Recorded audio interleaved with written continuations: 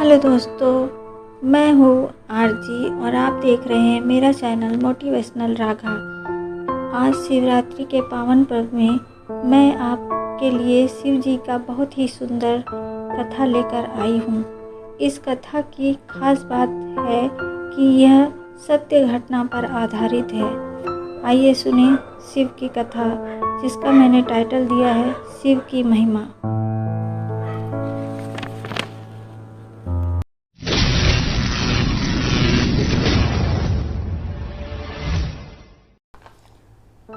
कोलकाता शहर के हावड़ा ज़िले में एक शिव भक्त रहता था। उसका नाम था रॉबिन। वह रोज़ सुबह शिवालय जाकर शिव को जल चढ़ाता था। उसकी पत्नी, एक पुत्र, एक पुत्री और पिता, 4 भाई और भाई के परिवार में सब मिल कर साथ रहते थे। एक दिन पिता की मृत्यु हो गई।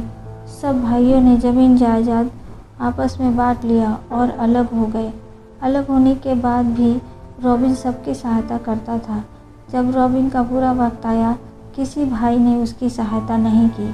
उसके पास बस एक गाय बची थी, जिसका दूध बेचकर उसका गुजारा चलता था। शिव के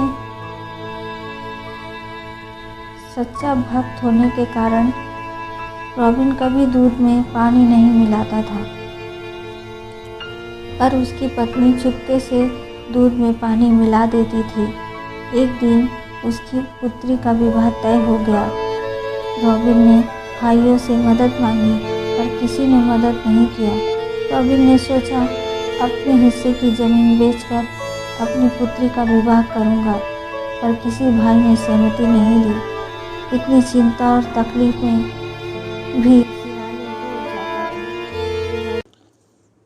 सब कुछ ऑर्डर हो गया है, पर पैसे नहीं हैं।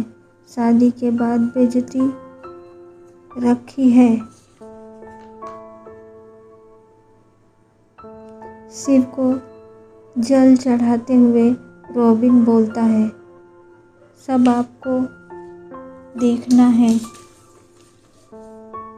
प्रभु बोलकर रॉबिन घर आ गया। घर आते ही पत्नी ने बताया, आपका फ़ोन आया है। रॉबिन ने कहा, किसका है? पत्नी ने कहा, पता नहीं, आपको अपना दोस्त बता रहा था। रॉबिन ने फ़ोन मिलाया। दूसरी तरफ से आवाज़ आई, हेलो रॉबिन, मैं तुम्हारा दोस्त मुंबई का बड़ा बिजनेसमैन बन गया हूँ। कल तुम्हारा बहुत याद आ रहा था, इसलिए फ़ोन किया। रॉबिन बोला, अच्छा किया दोस्त।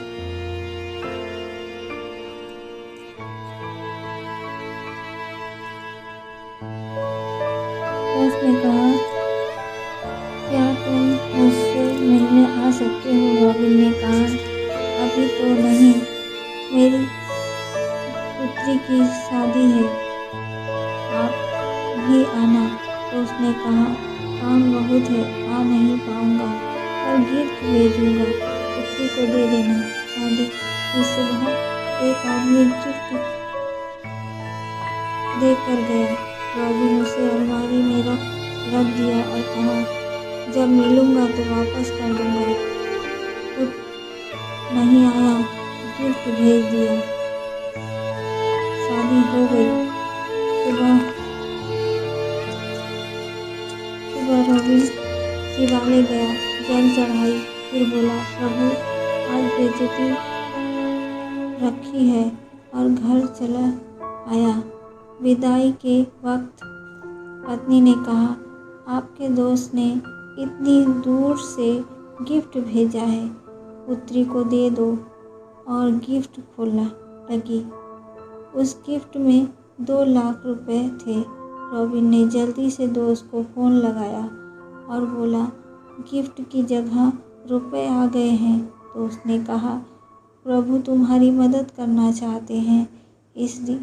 इतने दिनों बाद मुझे अचानक भगवान ने तुम्हारी याद दिलाई। जब मैंने तुम्हें फ़ोन नंबर लेने के लिए तुम्हारे भाई से बात की, तब सब पता चला। जब तुमसे बात की तो मुझे तुम बहुत परेशान लगे, इसलिए मैंने पैसे भेज दिए। मैं यह पैसे नहीं ले सकता हूँ, रॉबिन ने कहा। तो उसने कहा, बाद में धीरे धीरे दे देना। इस तरह सबके पैसे चुकाकर पुत्री की विदाई करके रॉबिन चैन की नींद सोया। दूसरे दिन सुबह फिर शिवालय जाकर जल चढ़ाकर शिव से रॉबिन ने बोला, आपने तो मेरी लाज बचा ली। जब वह शिवालय से बाहर आ रहा था तब एक बूढ़ा ने पूछा, रॉबिन, मेरी भी एक पुत्री है, उसका विवाह देना है। रॉबिन ने कहा,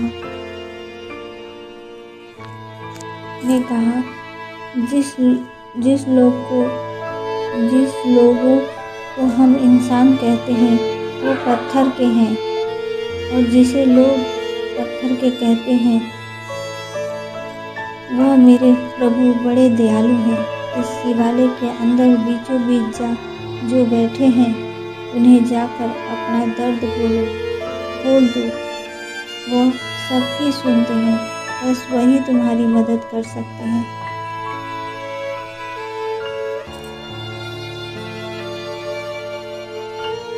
हेलो दोस्तों, कथा का यही अर्थ है कि हम अपने परमात्मा को भूल जाएं, पर यह नहीं भूलना चाहिए कि परमात्मा अपना फर्ज कभी नहीं भूलते। वह सदैव एक पिता की तरह हमारी रक्षा और हमें स्नेह और प्यार देता है। अगर आपको यह कहानी पसंद आई हो तो लाइक करें, शेयर करें, कमेंट करें, सब्सक्राइब करें मेरे चैनल मोटिवेशनल रागा को। Thank you.